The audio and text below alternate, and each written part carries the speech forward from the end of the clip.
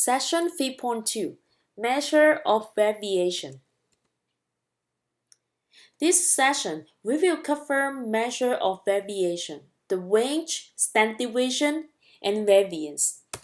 Let's look at this example. I have the data of temperature from January to December in San Francisco and St. Louis. Now, I want to find the mean for San Francisco. Remember how to find the mean? We add all the data values and then divide it by the number of the data. So we divided by 12 because we have 12 months here. And then we found the mean for San Francisco is 57.5. Now, I want you to find out the mean for St. Louis.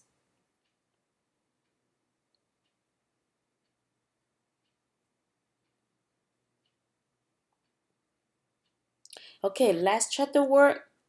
The mean for St. Louis is 56.1. Okay, you can see the mean are similar. Does this mean that the temperature are similar in both cities? It is not, right? Because St. Louis, we have a cold winter and really hot summer. But for the San Francisco, you could see the temperature is like the lowest is 51, highest is going to be 63. It's much about the same all year around. Okay, let's use this data to construct the dot plots. I already constructed the dot plots for San Francisco. Can you construct a dot plot for St. Louis?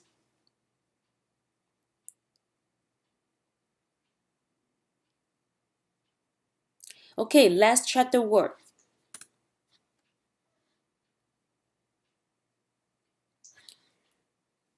Okay, we find the mean for both cities are similar. However, the mean does not tell us anything about how spread out the data are. When we construct the dot plots, we can see that the data set in San Francisco has a small offspread. That means all data values close to the mean here. But the data set in St. Louis has a larger amount of spread. More data values will be far from the mean. So instead of finding the mean, we can find the range. Range is equal to the maximum data value minus minimum data value. Okay, let me find the range for San Francisco. The maximum value is 63, the minimum value is 51. So the range for San Francisco is 12. Okay, can you find the range for St. Louis?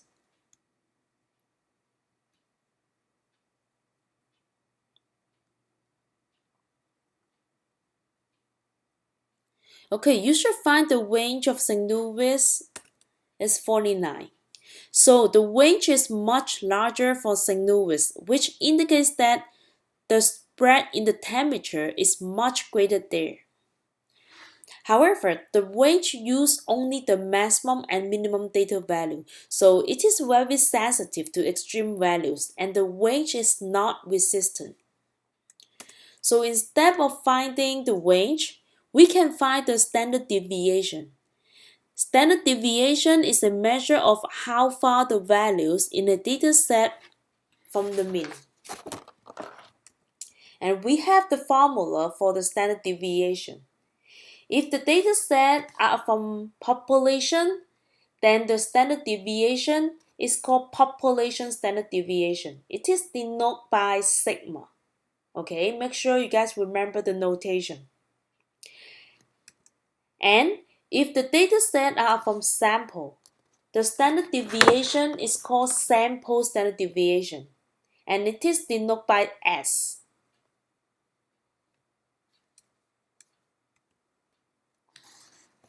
And the formula for the population standard deviation is slightly different from the sample one.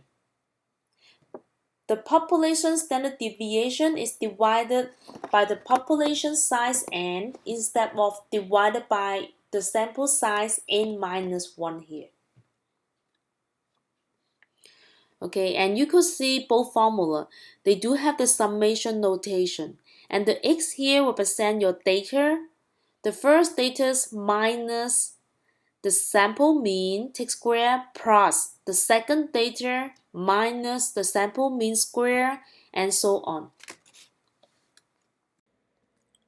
Or you guys can use this formula. This is also the sample standard deviation formula.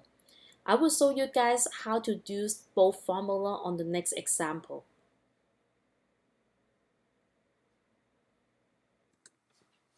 Okay, important properties of standard deviation.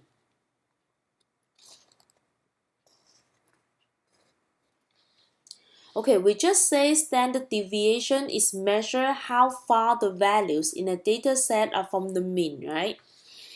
And the standard deviation is never negative. Look at the formula here. We have the square root, okay? We can't take the negative number for square root. And also, standard deviation is equal to 0 when all the data's values are exactly the same. And number 3, larger values of standard deviation indicates greater amount of variation, just like the previous example.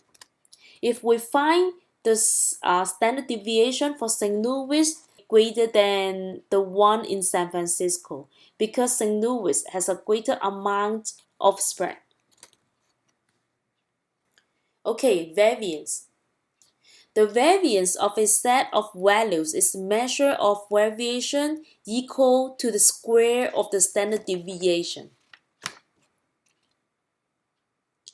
So that means after you find the standard deviation, you could take the square that will be equal to the variance. Okay, they do have exactly the same formula here. The only difference is when you take square, you get out of the square root. Okay, and this is the notation for population variance. And this is going to be the notation for sample variance. Okay, important properties of variance. First, variance is going to be square units because you take the square here. And increase dramatically when the data values that are very far away from all of the others. And also never negative because you take a square here, the negative will become positive here. And equal to 0 when all the data values are the same number. Okay, let's try an example here. You and your friends have just measured the height of your dogs in millimeters. And I have the sample data here. I want you guys find out the sample mean, standard deviation, and variance. Okay, keep in mind that I'm looking for the sample mean, sample standard deviation, and sample variance. So I want you guys try to find it.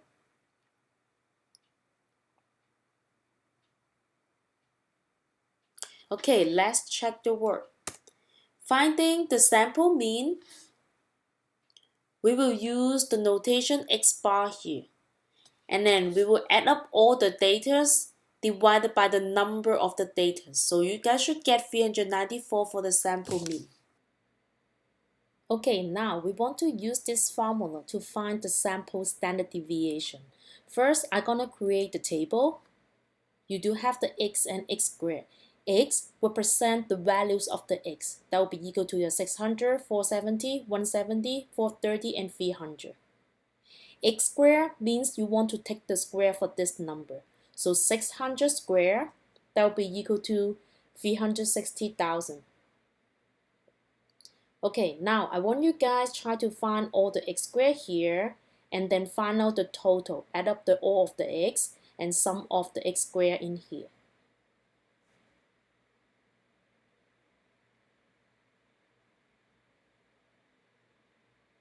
Okay, check your work and find out the total.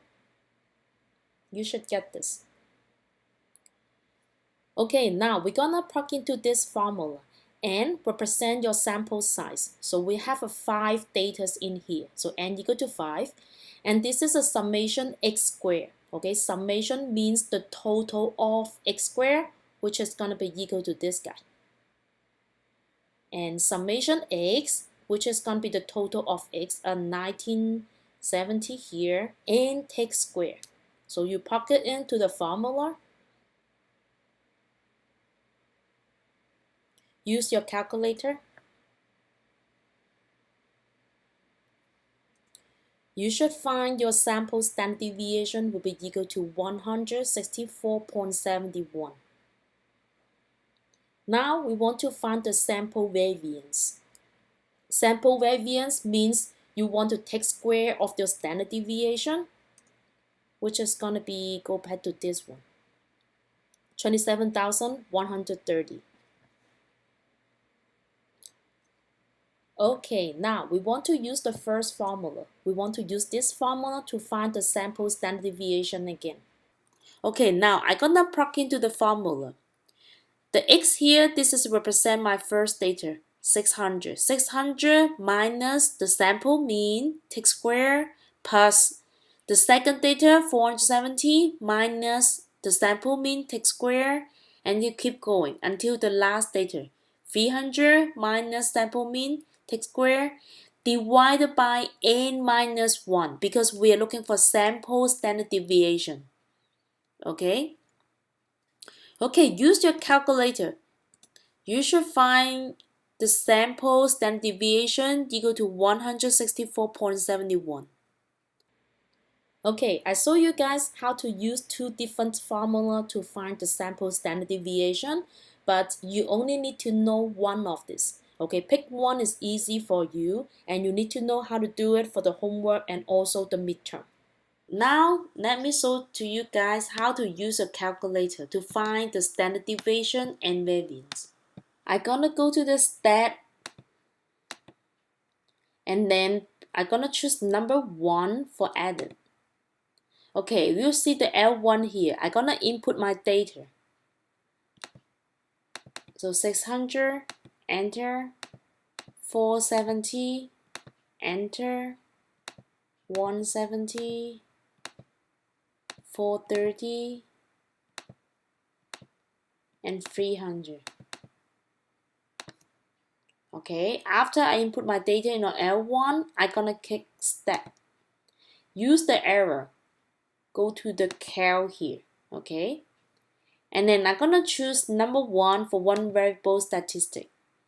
And my data set is on L1. Do you guys see the L1 here? Then I'm gonna click second one. You should see the L1 here. And then enter. So the first one, this is gonna be my mean, 394, okay? 394. And then you will see there's sample standard deviation. You should see the SX, which is represent the sample standard deviation, 164.71. Okay, it's gonna be here. And you should see the sigma here also. The sigma, this is represent the population standard deviation. Okay, you should have a different answer for sample and the population one. And they don't have the variance here. After you find the standard deviation, you could just take the square, that would be your variance. And also n is still going to be your sample size. N equal to 5 means I have 5 data here. Okay, range rule of thumb, a simple tool for understanding and interpreting the standard deviation. If the standard deviation of the data set is a known value, use it to find rough estimate of the minimum and maximum usual value. So this is the formula. The minimum usual value will be equal to the mean minus 2 times standard deviation. And the maximum usual, that will be the mean plus 2 standard deviation. Okay, for example, let's say I have a data set here. And my data set is a normal distribution. Okay, so in the middle here, that will be my mean. And then when I add 1 standard deviation, is somewhere like here. Okay.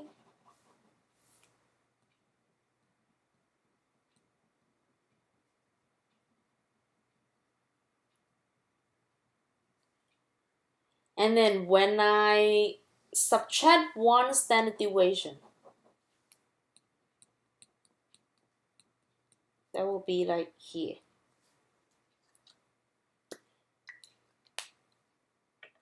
Okay, I can also add 2 standard deviation from the mean. So the picture will be like here. The mean plus 2 standard deviation. And then I also use the mean minus 2 standard deviation. Okay, do the same thing. I will have the mean plus 3 standard deviation. And also the mean minus 3 standard deviation. According to the range rule of thumb, the mean plus 2 standard deviation, that will be my maximum usual value. So here the mean plus 2 standard deviation, that will be my maximum usual value. And then when I have the mean minus 2 standard deviation, that will be my minimum usual value. Within on this range here, this is my usual value. But if your data is outside on this range,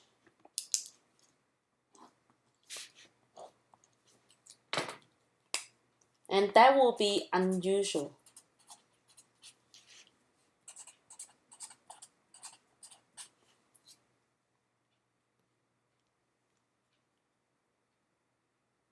Or you could say, if your data lying on this part, we could say this is unusually low number. And if your data lying on this part, that will be unusually high number. So when to use the range rule of thumb? First, it works best with symmetric distribution, just like our example. That's a normal distribution is symmetric. Second, it is inaccurate with large data set. Okay, for example, number of chocolate chips in cookies. And we want to determine whether the cookies with 30 chocolate chips is unusual. Okay, I will show you this example here. Okay, let's say I will buy a package of the Chips Ahoy cookies. And then I'm gonna open the package. I get a 1 cookies here. And then I'm gonna count how many chocolate chips do I have on each cookies. Okay, so let's say this one I do have like 25 chocolate chips here. And then I get another cookies. I'm gonna count how many chocolate chips here. Let's say this time I have 30. And then I keep going that I found out the last cookies I have like 28 chocolate chips here. Okay, and then total I do have a 40 cookies. So I have a data set in here. And then how can I find out the mean? I can add up all the data here, 25 plus 30 plus dot dot dot plus 28 divided by, I should divide it by 40, right? Because these are the total data. And then I find out my mean, that will be equal to 24. Once I have the mean, I have the data, I could apply the formula, find out the sample standard deviation, and then I got 2.6 here. Okay, so now I'm gonna take out the cookies, and then I count the chocolate chips, and I find out I have 30 chocolate chips in these cookies. And I want to know if this number is usual or unusual. So I'm gonna apply the range rule of thumb. Using the formula to find the minimum usual value, the mean minus 2 times standard deviation, and then the maximum usual value will be the mean plus 2 times standard deviation.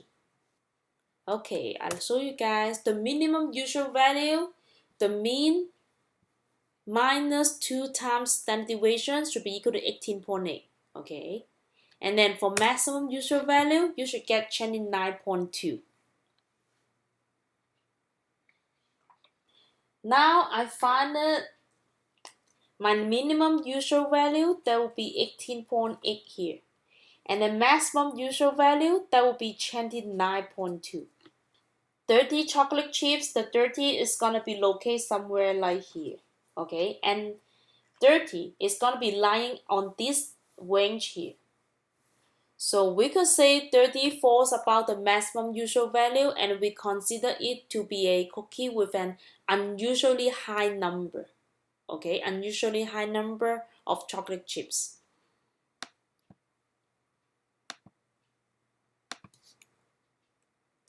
Okay, empirical rule for the data with a bell-shaped distribution. Okay, this is the normal distribution, and then the highest value, that will be your mean here.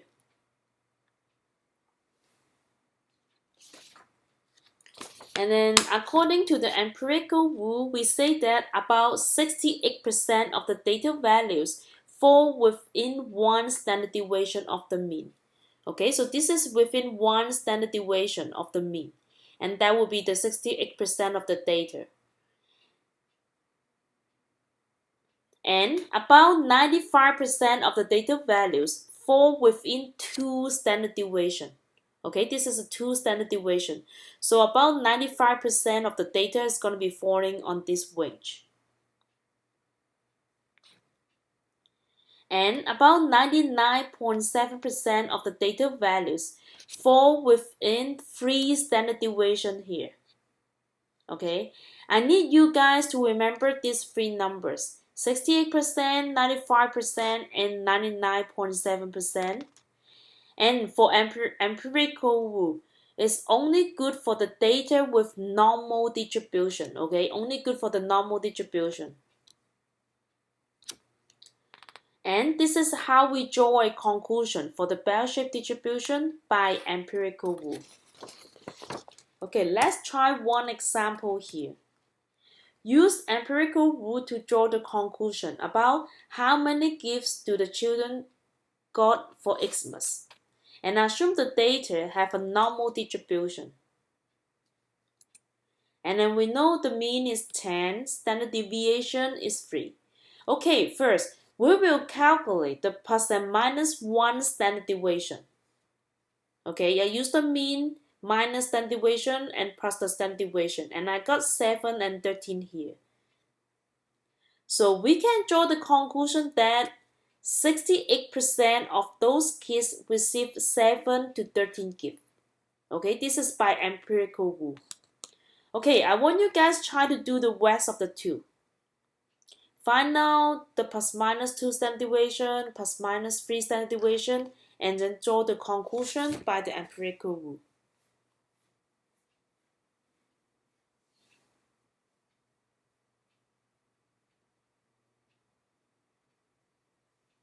Okay, let's check the work.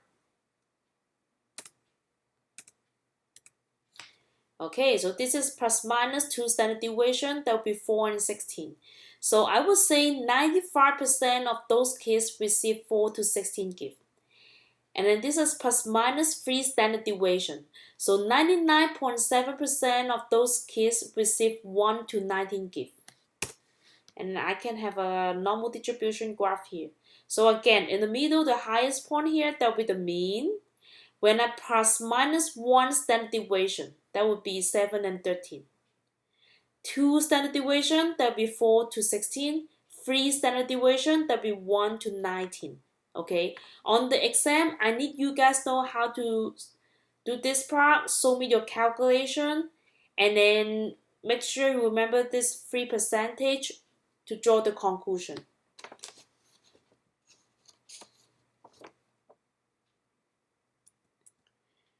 Okay, we say empirical rule only works for the normal distribution. If we have other distribution, we can use the Chebyshev theorem. Okay, Chebyshev theorem applies to any data set. And the Chebyshev theorem only draws the conclusion for 2 and 3 standard deviation.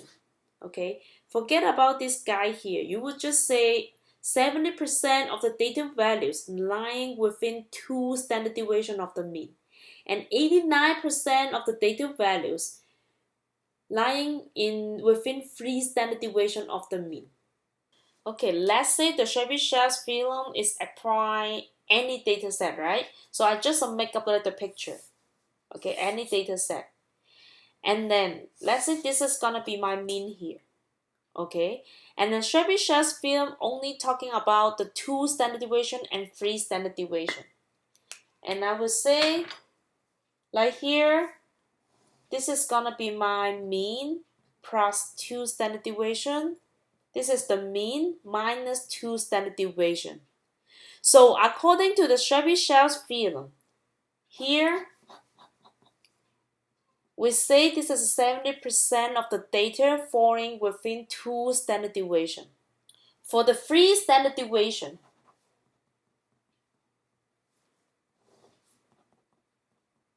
okay, this is a 3 standard deviation.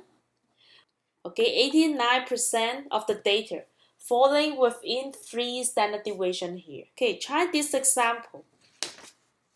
Okay, they given the mean and the standard deviation. And what information does Chebyshev inequality provide about this data? So similar to previous one, try to find plus minus 2 standard deviation and plus minus 3 standard deviation, and then draw the conclusion by Chebyshev theorem.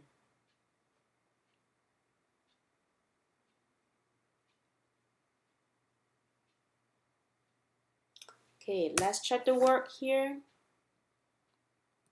This is a minus 2 standard deviation plus 2 standard deviation, minus 3 standard deviation, and plus 3 standard deviation.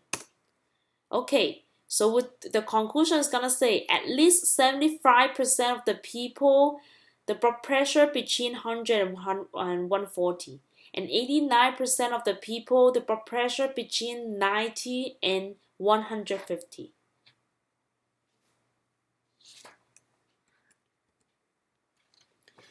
Okay, the coefficient of variation can be used to compare the spread of the dataset whose value have different units. So we have the formula for the sample CV and the population CV. Okay, it's gonna be standard deviation divided by the mean times 100% here. For example, we want to compare the variation in the numbers of chocolate chips in Chips Ahoy's cookies and the weight of the regular Coke. Since they have a different unit, if we want to compare, we have to use the coefficient of variation.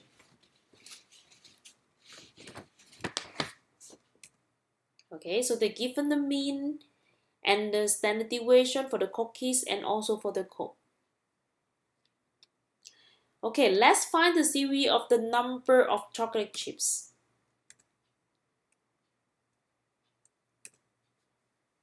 Okay, we're gonna plug in this formula. Standard deviation 2.6 divided by the sample mean 24 times 100%. You guys should get 10.8% here. Okay, I want you guys try to find the series of the weight of Coke.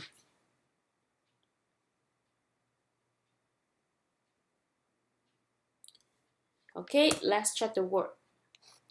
You should get 0.9% here. So when you compare these two numbers, you will say number of chocolate chips is very more than the weight of Coke here.